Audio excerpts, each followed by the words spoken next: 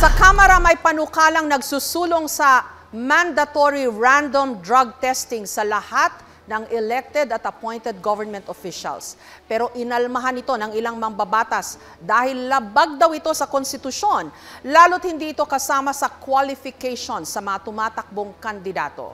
Ang tanong ng bayan, sinusuportahan mo ba o hindi ang panukalang dapat dumaan sa mandatory random drug testing ang mga elected at appointed official ng gobyerno? Mga kandidato, bumoto na ho kayo, yes or no?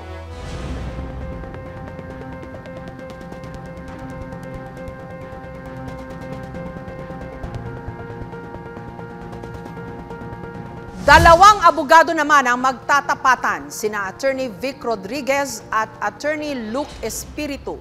Ako po ay sang-ayon na sa mandatory drug testing sa lahat ng elected and appointed officials sa gobyerno bilang pagtugon sa Article 11, Section 1 of our Constitution that public office is a public trust at dapat lahat ay may accountable sa ating mamamayang Pilipino. Kulang pa po yung oras nyo. Baka may gusto pa ho kayong sabihin. At yun nga po aking isinususog din, yung Dangerous Drugs Board Resolution number 13 series of 2018 na nagpapahintulot na i-undergo sa drug test ang mga elected officials. Okay. Pakinggan po naman natin ang posisyon ni Attorney Luke Espiritu. Ang pagsugpo sa droga, hindi yan magic formula para sulbahin ang lahat ng kabulukan sa gobyerno. Diyan na naman tayo, ginagamit na naman natin ang droga bilang pinagkakasya natin ang problema ng buong bayan na yan ang magiging problema. Yan ay tukhang mentality ni Duterte. Kaya yan lumalabas dahil aminin na natin, nagbabanggaan si Marcos at si Duterte pinaparatangan niya si Marcos na bangag. Kaya meron tayong mga mandatory drug testing na ganyan. Sawang-sawa na ang taong bayan sa bangayan ng Marcos at Duterte. Pag-usapan nyo yung tunay na issue sa kahirapan, hindi yung mga droga-droga na yan. May sagot ho ba kayo doon? Kinakailangan malinaw sa atin.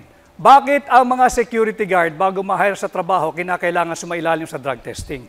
Ang pagiging opisyal ng gobyerno, ikaw ay humihipo ng pera ng mamamayang Pilipino. Higit na mataas dapat ang standard natin sa mga naglilingkod sa gobyerno. Attorney Espiritu? Bakit hindi tayo magkaroon ng competency test, integrity test, honesty test, at mahigit sa lahat, pro-masa test? Dahil yun ang mas importanteng mga issue sa ating bansa. Yan ba yung bangayan ni Marcos at ni Duterte? Yan ba may kinalaman yan sa sahod na hindi nakabubuhay ngayon? Yan ba may kinalaman sa kontraktualisasyon na nagpapahirap sa ating mga manggagawa? Yan ba may kinalaman sa kahirapan? Yan ba may kinalaman sa presyo ng mga bilihin? At yan ang mga nararamdaman ng taong bayan sa ngayon, hindi yung bangayang Marcos at Duterte.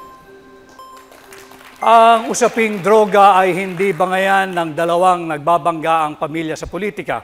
Ito ay tunay na nangyayari at nagaganap sa ating bansa. Kaya ako ay naninindigan na dapat sumailalim ang lahat ng opisyal ng pamahalaan at simulan natin sa tanggapan ng Pangulo. Nung kayo po ay nasa Malacanang, Attorney Rodriguez, mawalang galang na po, nagpa-drug test po si President BBM nung siya po ay na-put under question dito ho sa isyung ito.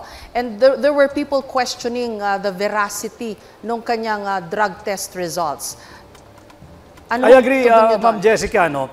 Subalit, kaunting pagtatama lamang. Yung drug test na ipinakita, that was during the campaign period, sometime November of 2021.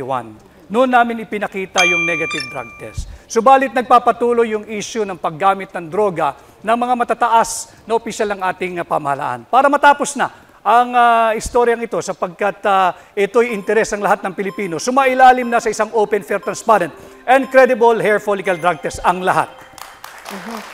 Yung bang drug test po ni President BBM noon, hindi po hair follicle test yon?